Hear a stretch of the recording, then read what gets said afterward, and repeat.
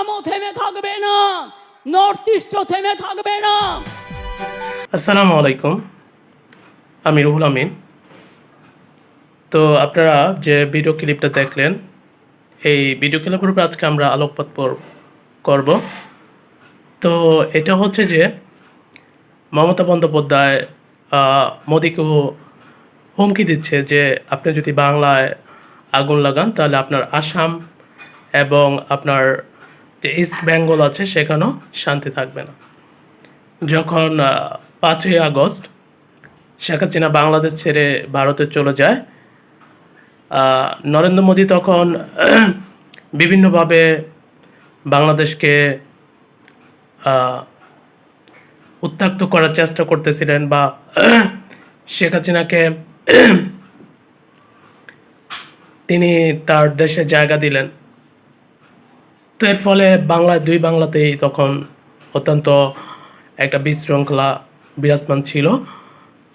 তো সেক্ষেত্রে তিনি তখন বলেছিলেন যে আপনি যদি বাংলাদেশে আগুন লাগান, আপনি যদি বাংলাদেশের মধ্যে আপনার নাক গলান, তাহলে আপনার আসাম, ইস্ট বেঙ্গল, তারপর পশ্চিমবঙ্গ এগুলোতে শান্তি থাকবে না। কারণ এগুলো হচ্ছে বাংলাদেশের কাছাকাছি একটা অঞ্চল এবং কলকাতার সাথে তো বাংলাদেশের যে একটা সম্পর্ক আছে সেটা তো অনেক নিবিড়। তো তখন তিনি এই কথা বলেছিলেন। আর এছাড়া তখন সেই সময় আবার ভারতে ওই যে আর্যকরের যে হত্যাকাণ্ড, যে রেপের যে হত্যাকাণ্ডটা হলো, মেয়েটাকে যে মেরে ফেললো কয়েকজনে ধর্ষণ করে, তো তখনও সেখানে আন্দোলন শুরু হয়েছিল। এবং যখন আমাদের ছাত্র জনতা আন্দোলন হয় তখনও কিন্তু মমতা বন্দ্যোপাধ্যায় বাংলাদেশের পক্ষে কথা বলছিলেন, বাংলাদেশের জনগণের পক্ষে কথা বলছিলেন। তিনি কিন্তু তখন শেখ হাসিনার পক্ষে কথা বললেন নাই।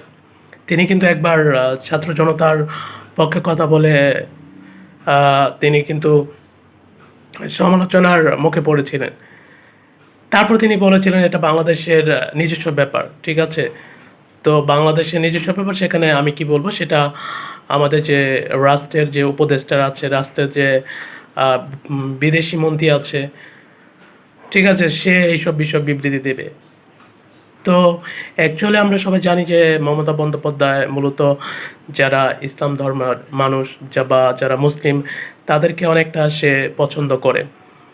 তো সেক্ষেত্রে দেখা যায় যে বাংলায় কিছু হলে সে একটু আমাদের প্রতি সহানুভূতিশীল হয়। তো সেই জের ধরে তিনি বলছিলেন যে বাংলায় যদি আগুন জ্বলে, আসাম, ইস্ট বেঙ্গল বা ইন্ডিয়ার যে আরও কাছাকাছি যে বাংলার সাথে যে অঞ্চলগুলো আছে সেখানেও আগুন জ্বলবে, সেগুলোকে আপনি সেই আগুন থামাতে পারবে না। আর আমরা তো জানি নরেন্দ্র মোদী হচ্ছে একজন মানে সে কী বলবো, সে মানবপ্রেমী না, সে না হিন্দুদের ভালোবাসে, না সে অন্য কোনো ধর্মের মানুষের ভালোবাসে, সে মূলত একটা ক্ষমতার আক্রোশে, সে ক্ষমতাটাকে ভালোবাসে।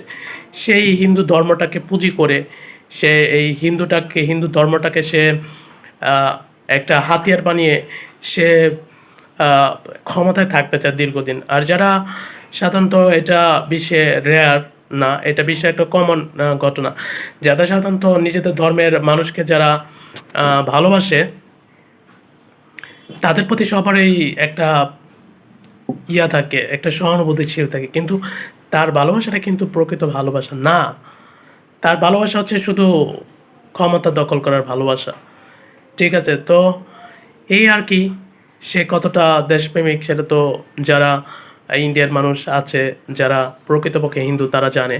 আর যারা উগ্র টাইপের হিন্দু তারা তো সে মোদির সাপোর্ট করবেই। আর প্রত্যেকটা দেশে কিছু মানুষ তার সাপোর্টার থাকবে, এটাই স্বাভাবিক। তো বাংলায় যখন অশান্তি সৃষ্টি হয়েছে, সেক্ষেত্রে বাংলার বাইরেও তো ভারতের যে কাছাকাছি অঞ্চলগুলো আছে, 7 সিস্টার, সেখানে অশান্তি সৃষ্টি হয়েছে। সেটা ঠিকই বলছে, কারণ যেহেতু বাংলার সাথে এগুলো সংযুক্ত, তো একটা কাছাকাছি কোনো জায়গায় যদি আপনার পারমাণবিক বোমা ফালানো হয়, সেটা শুধু সেই জায়গার মধ্যে পড়বে না, সেটা হচ্ছে আপনার পুরা চারপাশে যে এর ক্ষমতাশীল যে জায়গাগুলো আছে সেখানে এটার প্রভাব পড়বে। তো সেক্ষেত্রে সেই কথাটাই তিনি বলছে যে আপনি যদি বাংলা আগুন লাগান, আপনার আসাম, ইস্ট বেঙ্গল, পশ্চিমবঙ্গ সেখানেও শান্তি থাকবে না, সেখানে আগুন লাগবে। তো এই ব্যাপারে আপনাদের মতামত কি? আপনাদের মতামত জানাবেন এবং ভিডিওটা ভালো লাগলে একটি লাইক করে দিবেন, সাবস্ক্রাইব করে পাশে থাকবেন। আজ এই পর্যন্ত, আল্লাহ হাফেজ।